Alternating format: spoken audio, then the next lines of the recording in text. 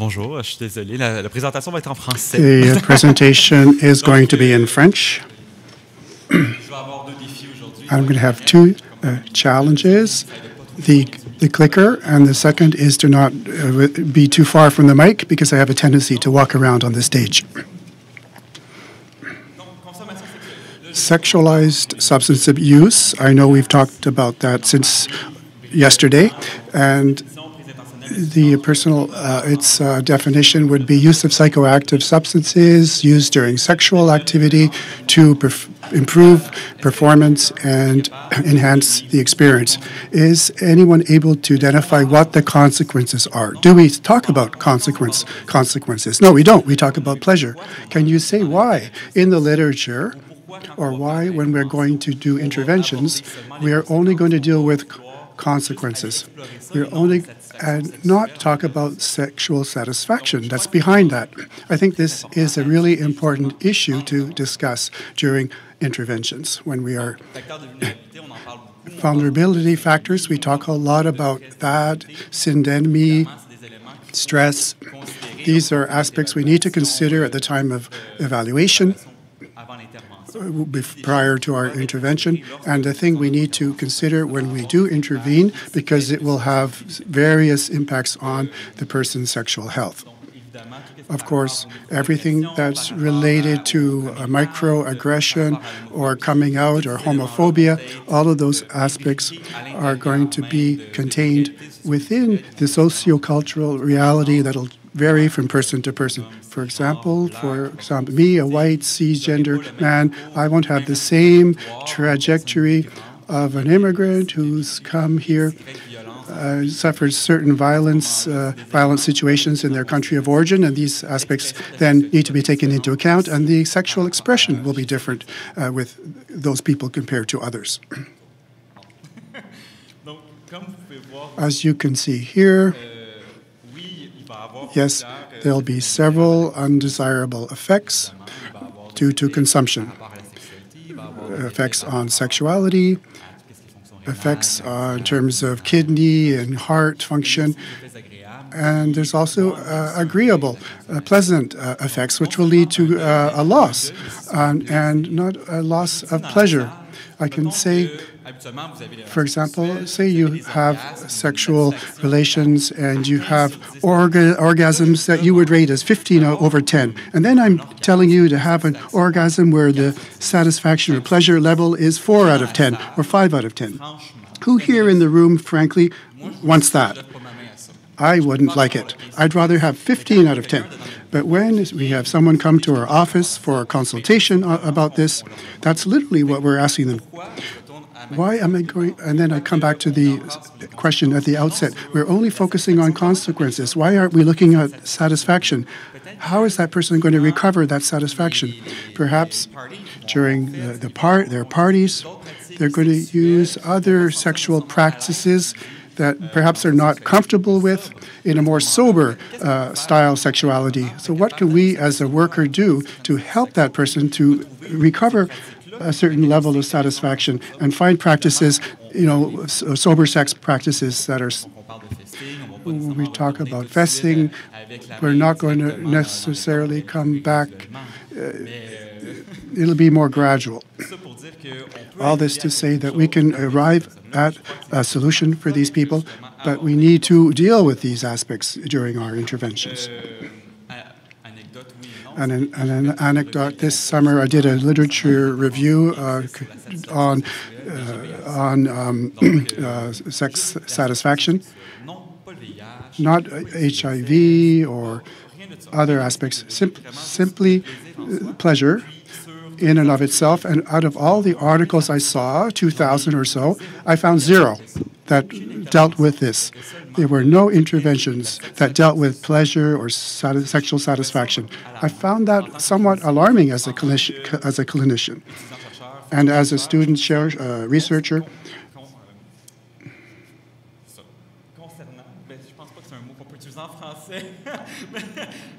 concerning, it's of concern. Most studies really, most intervention studies only look at the biological aspect, sexual health. When there are other aspects, such as the affective ones, one of the main motivations of having sexualized consumption is pleasure. It's not to live, experience the consequences of that, but to have pleasure and satisfaction. And when I talk about sexualized use, I'm talking not only about crystal meth, but I'm also including alcohol, cannabis, or other substances people might use daily for purposes of enhancing pleasure. In the sexual health dimensions, one element that we will quickly pass over during our work when we go into a sex health clinic, it's normal that people will they'll deal with the biological aspects. They'll first see a nurse and then a doctor, or sometimes just a nurse, depending on the clinic. And of course, the biological aspects will be dealt with more. But as workers, we can also explore the other balls or other aspects here. The sociocultural aspects, moral or ethical. There was some talk yesterday about religion, and there are some people who are religious who will experience a great deal of dissonance. What does religion say about my sexuality? How can I live my sexuality in terms of the different cognitive aspects of each person? Finally, when we intervene, it's not just consumption or use that we need to explore. We need to understand the person's overall sexuality. What are their current sexual practices? What were their previous practices? What do they wish for the future? What was satisfying and pleasurable? What we can determine from sexualized use. Did this person have a sober sex in the past and they want to bring that back to their current situation? This is a multidimensional problem. As I've been saying from the beginning, it's not just use, it's sexuality. And if we deal with one and not the other, of course, the person will probably have a relapse. And we talk about concomitant and health and mental health and physical health. And when we have a dual diagnosis, we deal with both. We deal with mental health and with the addiction. And the same thing with sexualized drug use. We need to deal with consumption, of course. But we also need to work on this sexuality, because if you take one away, you lose the balance and the pattern will start up again. And person then needs certain tools to deal with not only their dependence, their addiction, but also their sexuality. Vincent was saying that it was somebody who had been using for 10 years and then had weeks of going sober, and they didn't know what to do. So what people want to achieve is to have a sex life where they don't need to use crystal meth or don't need to use drugs at all, or don't need to use alcohol, and to be able to be naked in all senses of the word. To be just naked before your partner, to be vulnerable.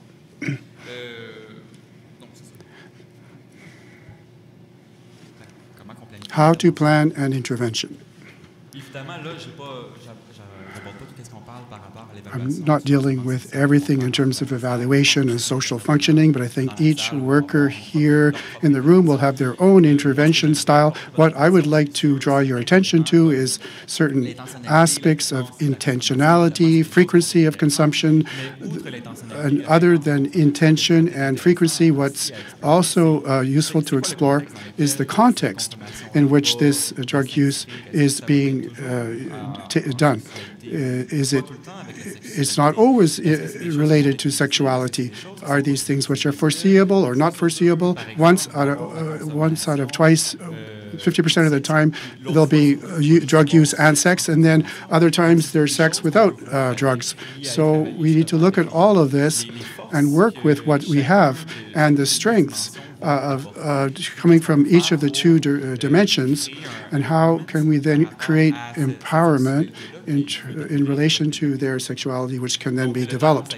So the time spent on using on sexuality, and I liked what you said, Vincent, about the virtual person.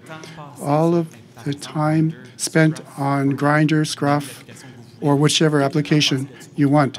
The time spent on those sites to find a sex partner, or to find drug use, or to find new partners, that takes time.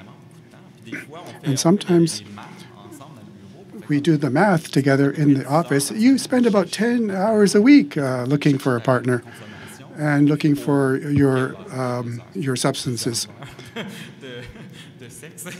For what? For a few hours of sex. So there's also, we want to look at the place of pleasure. What does pleasure bring? Is it exploration of limits? Is it the fact that new practices are being used? Is it being shy, or to being able to reach people who may feel out of play, out of their league? They are not able to reach those standards. Is it to do with performance, or the size, or penis size, or the sexual role? What comes out of this? And then what is the barrier then when this person is looking for their style of sexual gratification?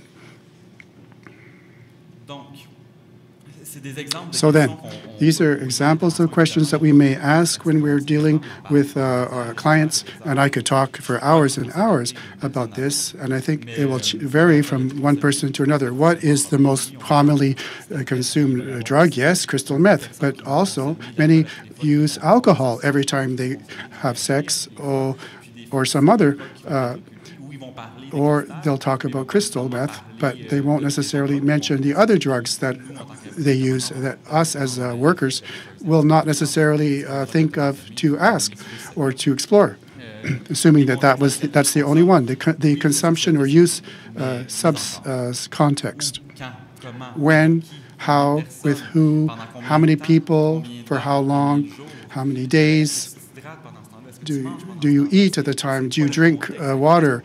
What is the context? What we can do to help you here and now during those practices in terms of risk reduction, harm reduction, because we don't have a magic wand in our office. I would like to, but we don't.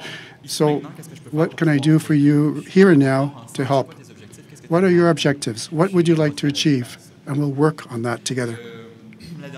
Last time you had sober sex, or did you ever have it? Was there some things you liked or things you liked less? What could we work on? Where are you prepared to start? What about masturbation? Is it something that you're afraid of? Because some people, just the fact of thinking about masturbation without using makes them uncomfortable. Or masturbation without porn can be terrifying. So where can we begin together in this process of reappropriating your sexuality? I'm good. I didn't even have the 1-minute warning sign. So if you have questions, you can write to me. Thank you.